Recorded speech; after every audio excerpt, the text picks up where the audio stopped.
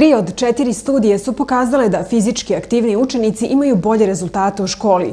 To može biti posljedica većeg dotoka krvi u mozak ili bolje koncentracije. Kako pomoći roditeljima da utiču na svoju decu da se bave fizičkom aktivnošću i jesmo li kao društvo spremni da podelimo odgovornost koja dolazi ukoliko se ovaj važan aspekt zanemari? Pravi odgovor potražili smo od predsjednika opštine Novi Beograd, nekadašnjeg uspešnog vaterpoliste Aleksandra Šapića. Sigurno da je sport mnogo više od fizičkog napora i tako da ga nazovemo. Sport je definitivno način života i imam neke prijatelje koji su završili ozbiljne fakultete u Sjedinjenim Američkim Državama. Tamo su otišli preko sporta, preko vaterpola konkretno i onda su mi pričali da tamo kada konkurišete nakon fakulteta za posao u nekoj od kompanija, da jedna od prvih stvari i najviše tih bodova negde nosi da li ste se bavili sportom, na kom nivou ste se takmičili u okviru vašeg univerziteta, kakve ste rezultate postizali. Sam pitao zašto, kakve to veze ima u odnosu na različite fakultete koji završavaju. Zato što oni imaju tamo tačno bodovanje da time se razvija zajednički duh, upornost, istrajnost, zdrav način razmišljanja. Onaj koji je do 20 neke godine na jednom visokom nivou se bavio sportom, znači da je od malih nogu morao da bude u sportu. Tako da, eto, i kaže da je to jedno od glavnih, to jest najozbiljnijih referenciji kada negde konkurišete upravo to da ste radili u timu, da znate funkcionišete u timu i tako dalje. Tako da, mislim da davati decu na sport i pokušati da sport uđe što dublje u sve pore društva je daleko, daleko iznad profesionalnog sporta. Na kraju krajeva profesionalnim sportom ili u profesionalnom sportu završi mali broj ljudi, ali ja mislim da kvalitet života na kraju krajeva jedne nacije i naroda zavisi koliko uspeju da u okviru svog nekog radnog dana ili životnog veka da odvoje vreme da se bave sportom, da žive zdravo u vremenima u kojim živimo, prosto zato nema vremena, juri se stalno za nekim novcem i onda na kraju zaboravimo u stvari uopšte zašto se juri za novcem. Za novcem se valjda juri da bi mogo da priuštiš sebi neki zdrav i dobar način života, a to može da se uradi i sa daleko manje novca. Novi Beograd je jedna od opština na kojoj se podržava i obezbeđuje svaki vid fizičke aktivnosti, od parkova, košarkaških terena između zgrada, preko biciklističkih staza, pa i teretana na otvorenom. Da, ima na Novom Beogradu dosta parkova i kada sam sad već koliko ima, 6-7 godina bio pomoćnik gradonačelnika Beograda, tada sam, eto, da se malo i hvalim, zaista projekat teretana na otvorenom, tada ih je bilo 2-3 u Beogradu. Smatrao sam da je to jedna od najboljih stvari, jer gde god se postavila teretana, od najstarijih do najmlađih su ljudi uvek tu dolazili i nešto vežbali, okupljali se i nekako je bilo mesto skupljanja i mladih i starih i danas ih imamo na desetine i stotine i to je dobra prilika, naročito tu penzionere vidimo koji vole da dođu i da jednostavno ljudi danas i u brzini i u nedostatku sredstava ne mogu sebi da priušte da odvoje vreme da bi otišao u neki sportski centar. Što se tiče roditelja, pa znate, ima tu prosto objašnjenje. Lakše vam je date tu telefon ili onaj iPod i on nađe na YouTube-u i gleda 5 sati i vi se njime ne bavite. Nekada nisu postojali ta pomoćna sredstva i onda ste morali njime da se bavite. Ima još jedna zanimljiva stvar. Ja kad sam bio mali, nas su kažnjavali roditelji time što su vam branili da izađete napolje. A danas decu kažnjavaju roditelji time što im oduzmu ta pomoćna sredstva pa ih izbace napolje.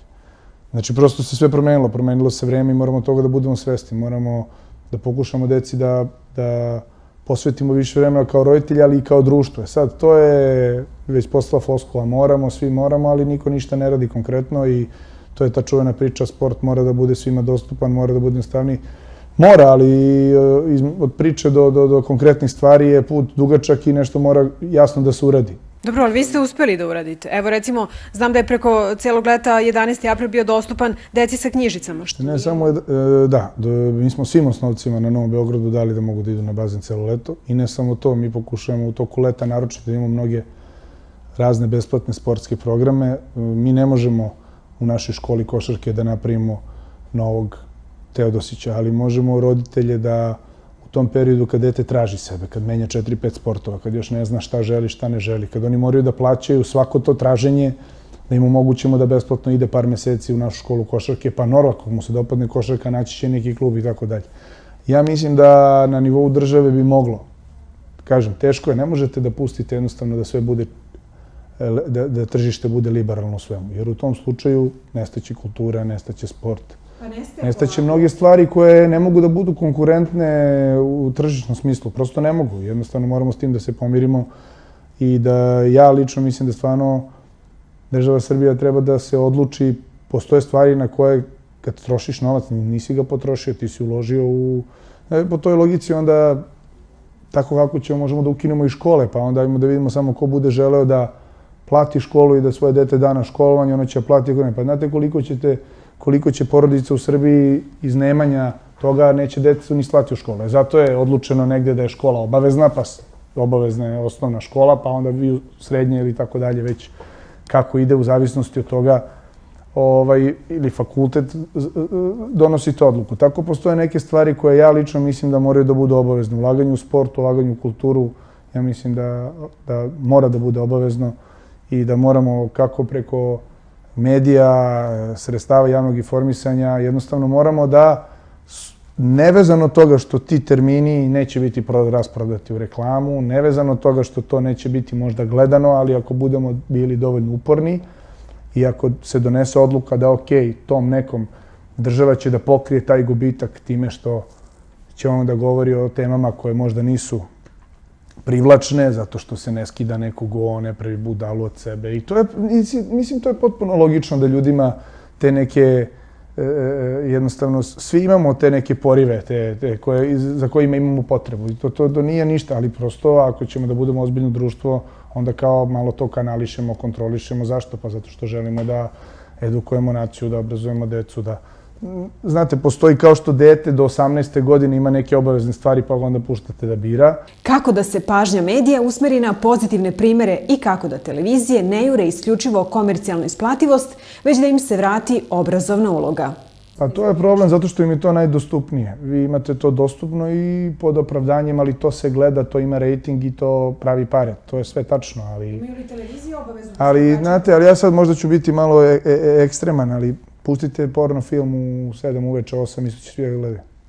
A pa se ne pušta porno film u 8 uveče, nego se zna na kom kanalu, kako. Znači, postoje stvari za koje ja ne mogu, nema objašnjenja. Znači, moramo da pustimo deo koji će biti liberalan.